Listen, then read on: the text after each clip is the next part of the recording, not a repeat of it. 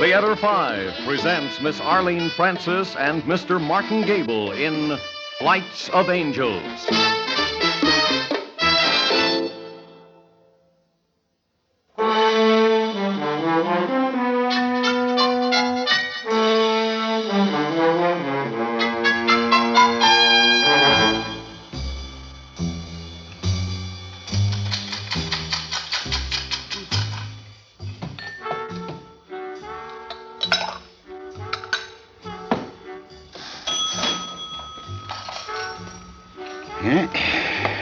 That's him, sitting up there all alone. That's Hollis Hennicott. You'd know it was him, wouldn't you? Anybody'd know him. Even though he's smashed about blind and he's got the dust of the grave on him. Oh, I'd know him. Of course I'd know him. Yeah, I would. Ah, I knew you would. There's only one face more famous than that one. That's the Indian head nickel. And his voice. You'll hear it any minute now. It's as if there was a tape recorder inside him. It'll give you the chills just to hear him. Does he really put away as much booze as the papers say? Does he? Listen, I'm the fool that serves him, and I should be arrested. Oh, I'd know him anywhere, no matter how much he's been drinking.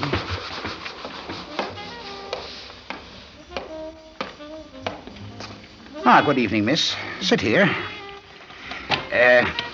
We're talking about Hollis Hennicott, the famous actor, you know.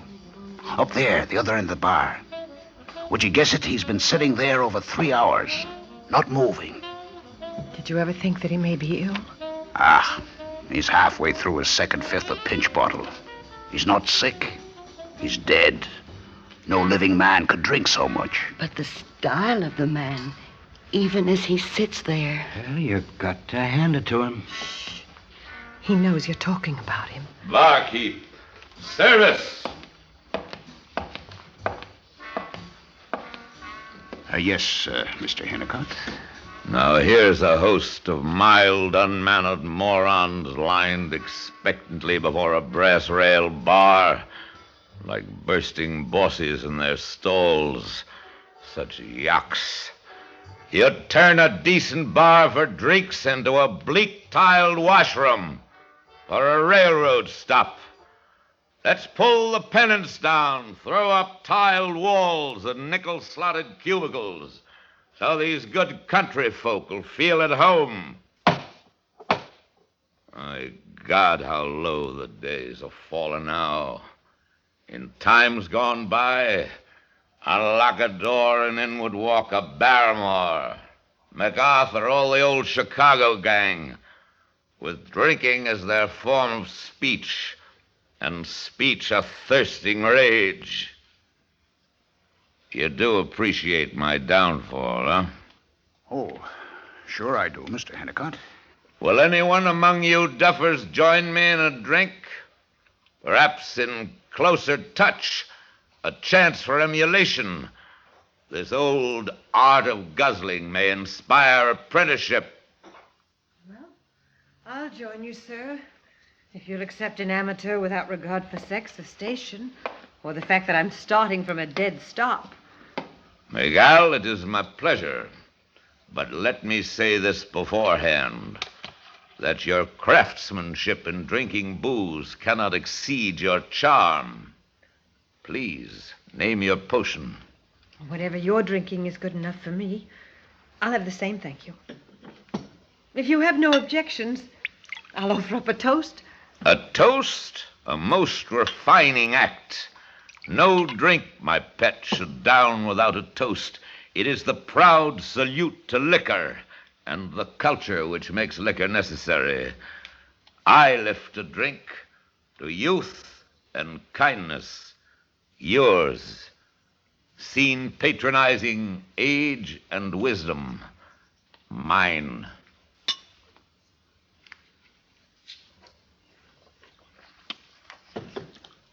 And now, while the sap begins to flow, I'll drink to whichever one of us will be able to propose the final toast. And I pray it'll be you, Mr. Hennicott. That smacks of impropriety. I can't. We drink. You're a great man, Hennicott. I'm great at drinking, we'll concede. No more. Isn't that the key to the whole thing? You know what you remind me of? You remind me of a great old tree that's been uprooted.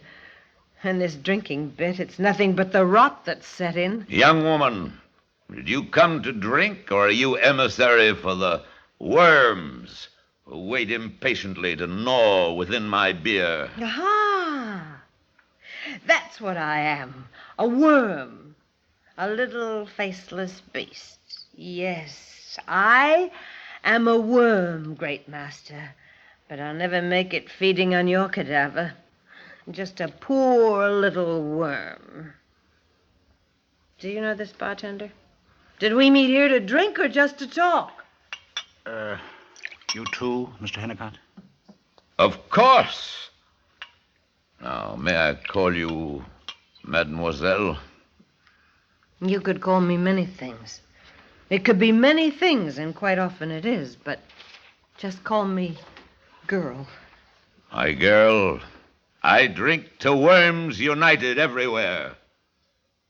My dear, I beg forgiveness for my crimes of arrogance and self-indulgence, knowing well that I have putrefied my flesh ahead of time to leave no more than rancid meat for all the things that crawl, much pickled as I am in disenchantment's brine. We worms want more than that. There's nothing else for worms to feed upon. My mind has flown before me, fled an eagle from the nest.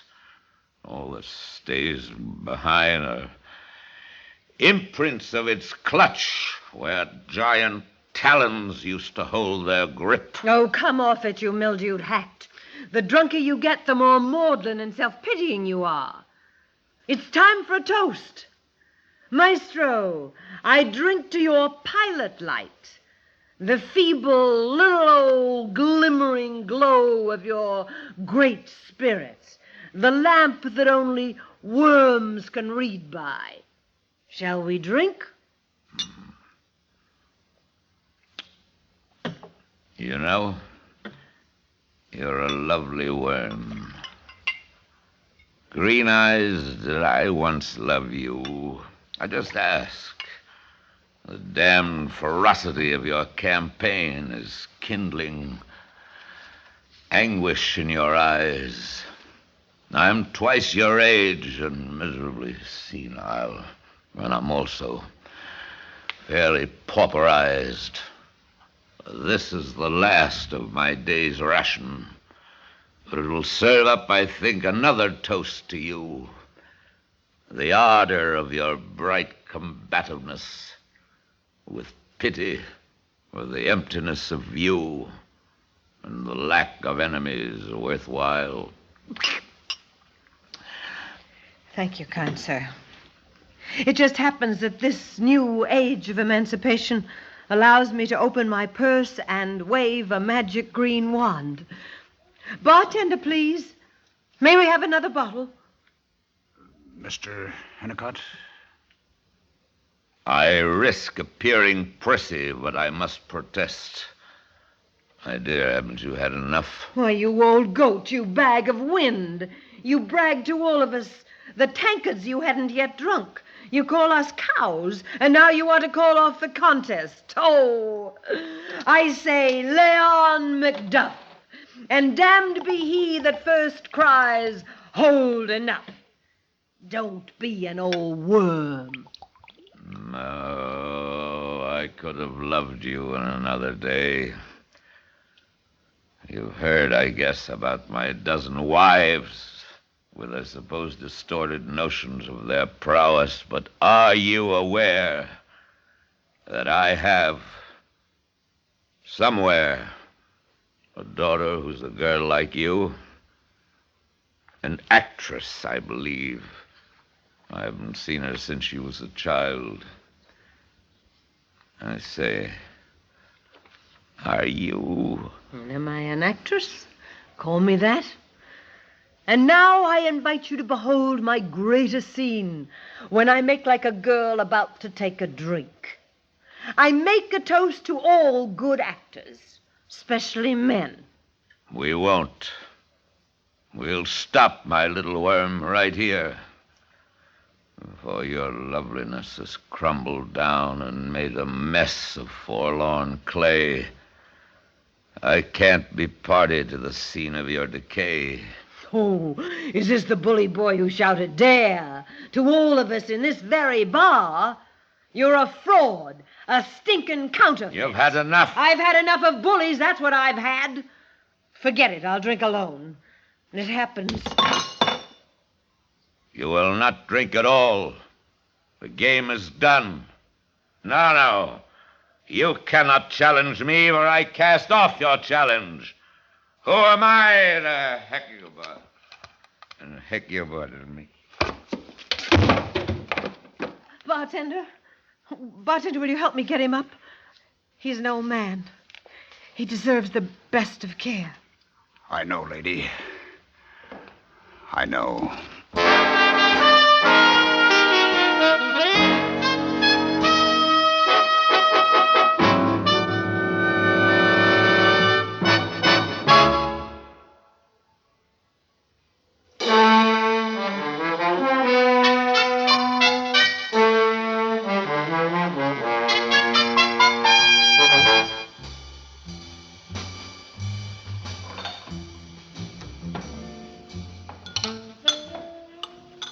You've never heard of Joan and all your work?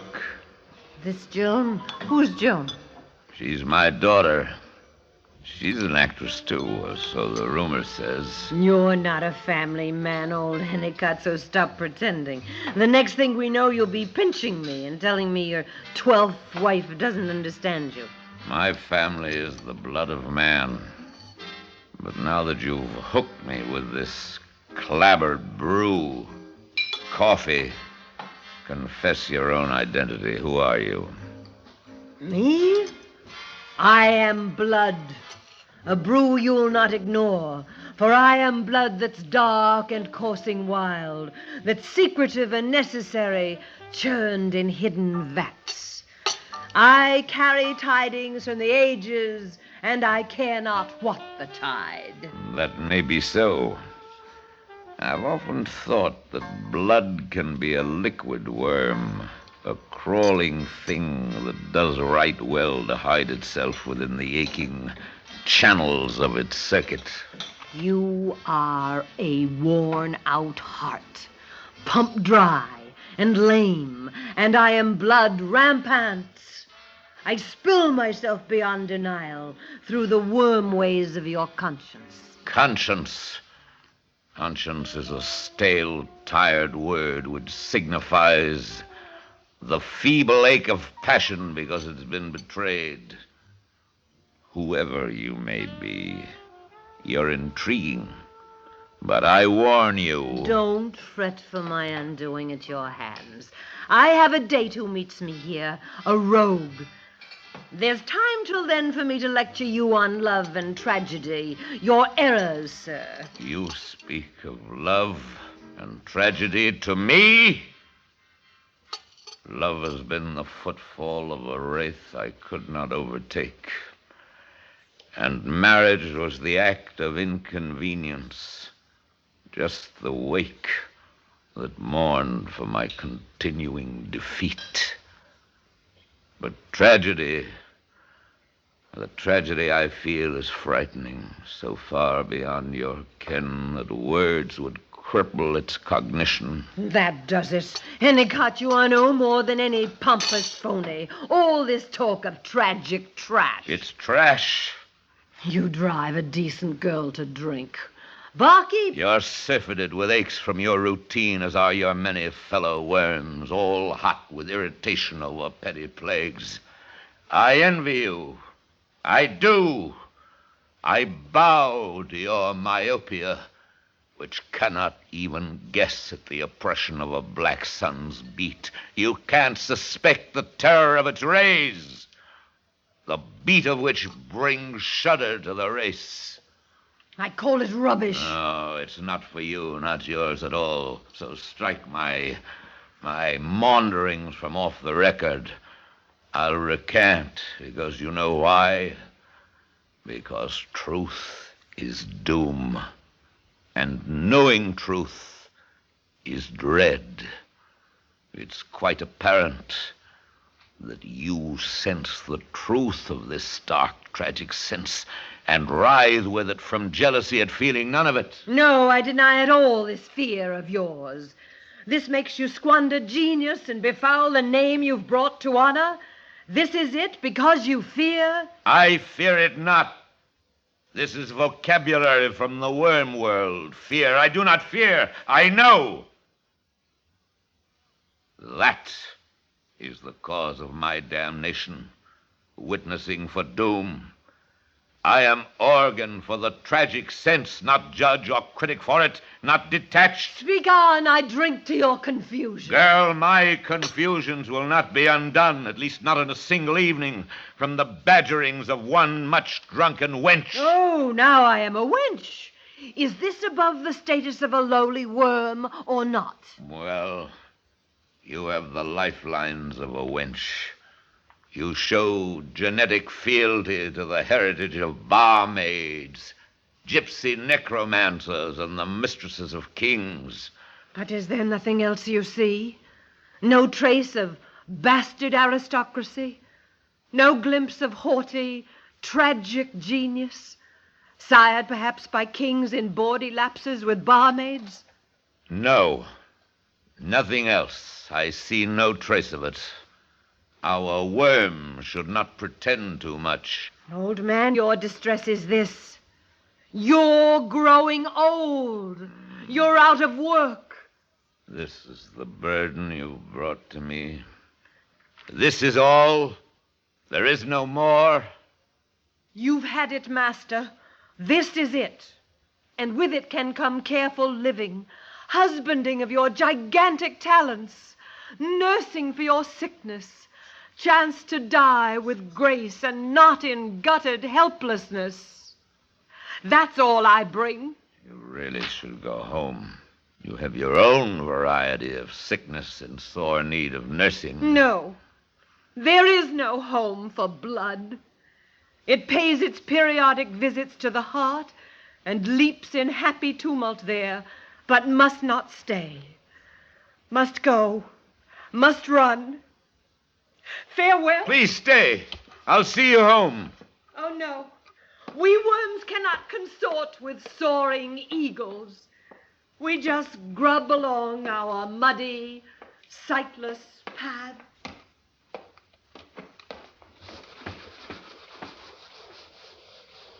That I might find an apple such as this within the orchard of eternity, alive with such a morsel in its core. Bartender. Yes, sir, Mr. Hannicott. That girl was Joan. My daughter, was it not? Yes, sir. I'm pretty sure it was. Of course. I felt the whisper of her blood in mine. Pour out this mediocre broth and bring the bottle, barkeep. For the eagle flies. We wheel and climb away from blood's hot coal to scorch in shadows of the black, bleak sun. We soar with unbelieving fatalism to perish strangers in the screaming night. I know, Mr. Hannicott. I know.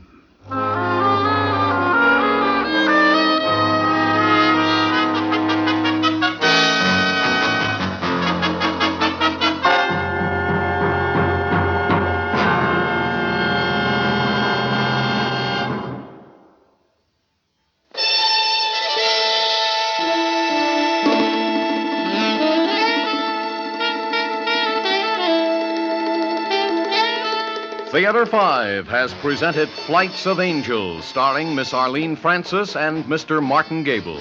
Written by Burr McCloskey, directed by Ted Bell. Featured in the cast, Ralph Bell, Ruth Yorke, and Arthur Kohl. Script editor, Jack C. Wilson. Original music by Alexander Vlastotsenko. Orchestra under the direction of Glenn Osser. Executive producer for Theater 5, Mr. Lee Bowman. We invite your comments. Write to Theater 5, New York 23, New York. This is Fred Foy speaking.